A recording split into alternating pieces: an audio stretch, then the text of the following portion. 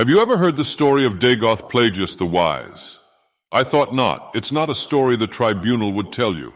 And to be perfectly honest, it's not a story I'm going to tell you either. You'll just have to hear it from somebody else. Hi, I'm Dagoth of the Sixth House and the Tribe Unmourned. And I'm here today to tell you a different story, a story about a god, a story about me. You see, when I was a wee Dagoth, I would skip stones down at the crick with my dear friend Indoral Nerevar. We would laugh and skip and try to get as many jumps to a stone as we could. But one day in my excitement, I picked up a toad, a gosh darn toad, and without even realizing it, I threw the poor thing across the crick and skipped it at least a half-dozen times before I realized my mistake. I hadn't just thrown a flat stone, no, I'd skipped a poor wondrous creature of Nirn across a gosh darn crick. And you know what?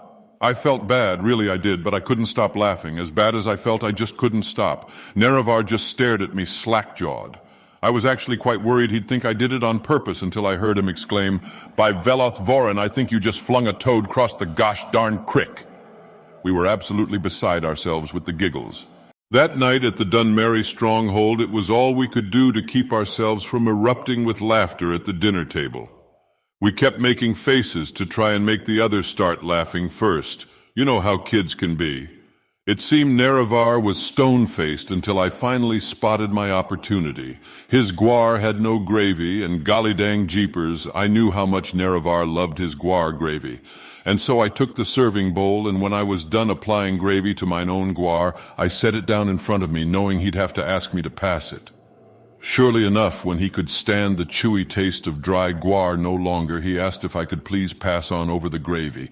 And at once I jumped from my seat, levied the gravy pot in hand, and tossed it like a skipped stone down Table Crick. We both howled in riotous laughter as gravy spun round, spattering all the guests of our respective houses, and our old Dagoths ushered our snickering selves outside to go tend the Nix hounds without dessert. To this day, the toad and gravy flingin' days of my youth remain some of my fondest memories. I happen to even keep a collection of dry toads at my workshop in the heart chamber for my own amusement.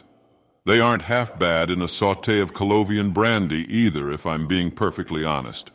And now that I think about it, a pot of boiled gravy would make an interesting adornment on a Kulakan.